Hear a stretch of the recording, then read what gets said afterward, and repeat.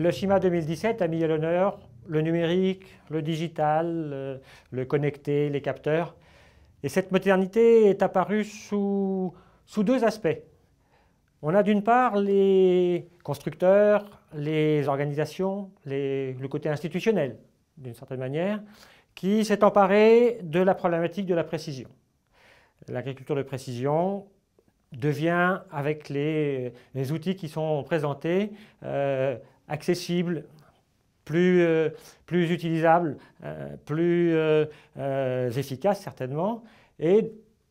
doit permettre, dans un avenir assez proche, à optimiser les intrants, à faire une partie du chemin vers la réduction des impacts de l'agriculture sur son environnement.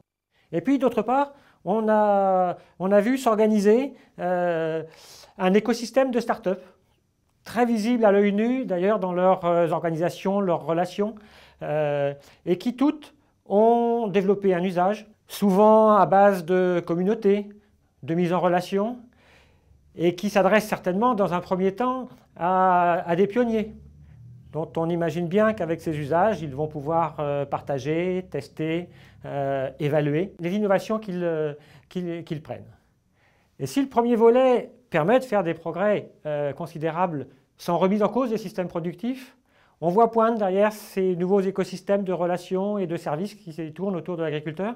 des perspectives pour apprivoiser, maturer des changements plus systémiques et qui, eux, pourront permettre certainement d'amener des changements économiques, sociaux et environnementaux très décisifs pour les configurations d'exploitation que nous aurons demain, 5 ans, 7 ans peut-être.